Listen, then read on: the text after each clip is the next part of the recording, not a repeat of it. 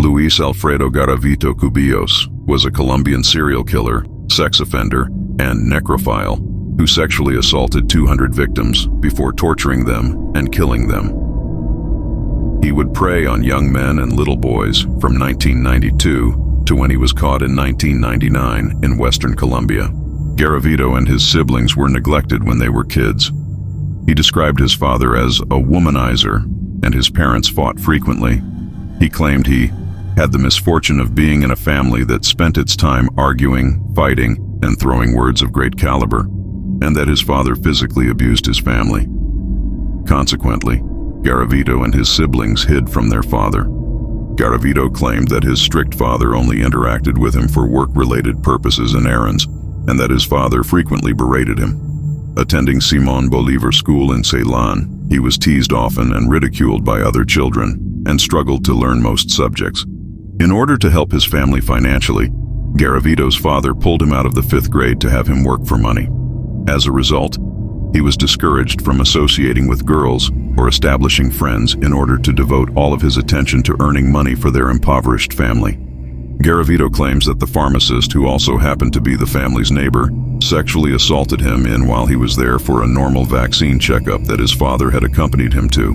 The sexual abuse left him with burns, cuts, and he claimed he was even bitten by the man. Following this first incident of abuse, Garavito allegedly killed and dissected 2 birds out of frustration, before reportedly beginning to sexually fondle and inappropriately eye his younger siblings.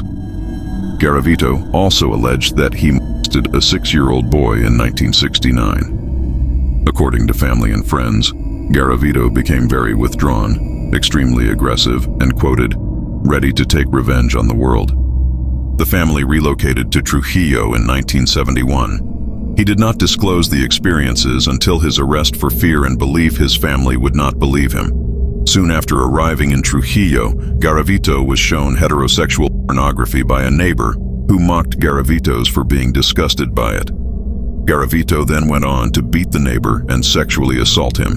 In 1972, he aggressively attempted to initiate sexual relations with local women who rejected his advances.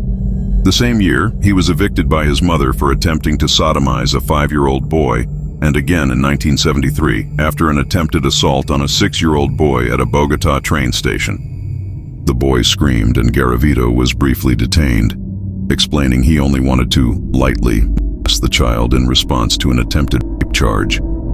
Garavito claimed he was reprimanded by his father for not choosing a woman to sexually assault instead of a young boy. As a result of their frequent fighting over his pederasty, he was evicted for the final time for homosexual behavior. Garavito started working as an assistant at a compensation fund and later in a chain of stores, and studied marketing, but he was problematic and escalated to physical altercations with clients, co-workers, and bosses. After losing his job, he worked as a street vendor who sold religious icons and as a migrant worker, developing platonic relationships with older women over the course of his adulthood. Garavito began work on a coffee plantation as a young adult in Trujillo, first falling in love with a school teacher and single mother named Luz Mary, with whom he later attended weekly mass services. Both of his girlfriends had children, whom Garavito reportedly nurtured as if they were his own, and was a good boyfriend when sober. His companions described him to be amicable despite his notably violent temper and occasional drunken states in which he threatened to murder his father. While drunk, Garavito was physically abusive toward his girlfriends, as well as increasingly jealous, controlling, and belittling. As a result, he was often the subject of town gossip, facing repeated evictions by female partners in his life. Garavito suffered symptoms of psychosis, paranoia, and depression, and compulsively molested male and female children, developing an almost exclusive preference for pubescent boys. He had depression and suicidal feelings related to his lack of achievement and wanted to start a family, but suffered erectile dysfunction with his female partners when drunk. He soothed himself by sexually assaulting street children during his lunch breaks in neighboring Quimbaya and Calarca. During this period, Garavito emphasized he felt constant urges to molest children, often while working. In the autumn of 1980, he began carrying razor blades, candles, and lighters in order to torture his victims further, and even removed a tooth to bite them more effectively. Following his crimes, he would write his victims' names in a blue notebook and pray for them while ritually pacing his room nude and beating his chest. Garavito also read the Bible every night, attempting to find an explanation in the Book of Psalms for his deviance. Despite this interest in Christianity and Catholicism, Garavito also developed an avid interest in astrology and tarot readings, as well as the study of Satanism. He would visit palm readers and other fortune tellers, before concluding they too knew little regarding the occult. Afflicted with depression and guilt from his crimes, Garavito alleged that he suffered nightmares about his victims and would wake up crying over the children before laughing at them. While using a Ouija board, Garavito alleged that he entered a state of psychosis in which the devil had asked whether he would like to serve him. Answering that he would, the devil responded saying, "Kill, that with killing many things may come." Attempting to commit his first murder on October 1st, 1992, Garavito sought a young boy who had been selling sweets and cigars to passers-by. In a state of drunkenness, he lured the young boy to a wooden lot, but was interrupted and beaten by local police, one of whom hit him over the head with a revolver. As Garavito bled, they then stole 1,000 pesos, a watch, and a ring from him before letting him go from a police station. His first murder was a 13-year-old boy named Juan Carlos on the 4th of October 1992. After the murder, he began wearing various disguises in order to evade identification and arrest.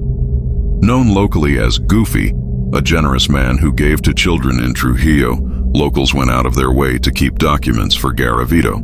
For years, Garavito documented his crimes by tickets, receipts, clothes, and identity cards of victims in a black cloth suitcase.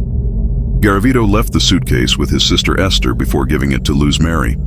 He also collected their amputated toes before disposing of them for fear that the Colombian National Police's dog team may trace them to him.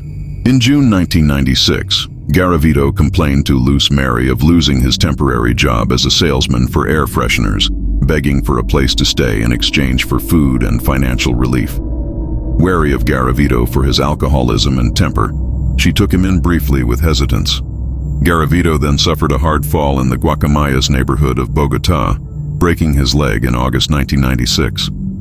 Stricken with pain, he resided temporarily with a man before begging his girlfriend Luz Mary to let him stay at her residence again. Restricted by having to use crutches, wear a neck brace, and a cast, Garavito resorted to begging on the street for the 2 months he resided with her. Garavito provided for the household by paying for meals and other means, such as bringing a television. He remained hostile, however, and got in a fight with his girlfriend's son for wanting to watch the news. Luz Mary subsequently evicted Garavito for this and for damaging a gold chain she had gifted Garavito. Garavito appeared the next morning shouting obscenities and threats while grabbing at Luz's throat, which caused her and the family to hide at a neighbor's house. After several hours, Garavito left an apology note asking for forgiveness for his damage to their household. Luz Mary did not accept this apology, so in a fit of rage, Garavito lured a 12-year-old boy who had fallen asleep on the bus. After providing him with brandy, Garavito stripped and bound the child at a secluded ravine spot in a dazed state before noticing a foul odor. He then let the child go after discovering the source of the odor was a mass grave. Immediately, the child seized the knife, severing Garavito's tendons in his left hand with the weapon, before ultimately being overpowered and murdered by Garavito. Garavito then lured a 13-year-old Jaime Andres Gonzalez from the Plaza de Bolivar to a sugarcane field shortly after being expelled from a bar that night for complaining of their food before molesting and murdering him. Encountering a large crucifix, he entered a brief psychosis and heard a voice berating him before burying his knife and praying for forgiveness, retrieving the knife again, and returning to his hotel room to chant scripture from the 57th Psalm for several hours until dawn. On the 12th of January 1997, Garavito murdered an 8-year-old boy, before murdering an additional 2 minors during this period. Toward the end of Garavito's crime spree, he drifted through western Colombia as a homeless drifter. Weary of murdering minors who he felt were much too easy to lure, Garavito developed plans to eventually commit a mass murder in which he would kidnap several adults and murder them as he attracted the attention of journalists, possibly dying in the frenzy. Nevertheless, Garavito was detained for the attempted sexual assault of 12-year-old John Ivan Sabagal before being able to perform this mass murder. Detectives became suspicious of Garavito due to his height and limp, which connected him to investigators' findings. While Garavito was out of his cell, detectives took DNA samples from his pillow and living area. The DNA found on the victims was a match to the DNA found in Garavito's cell. Garavito was interrogated for over 12 hours in October. A detective read aloud his crimes until he cried and explained that he would get drunk and look for young boys. He affirmed that he was not homosexual, but was a victim of childhood sexual abuse and would rape young boys before murdering them, confessing to about 140 children in various locations. He was found guilty of 138 of the 172 accounts. The others are ongoing. Garavito was sentenced to 1,853 years and 9 days in prison, the lengthiest sentence in Colombian history.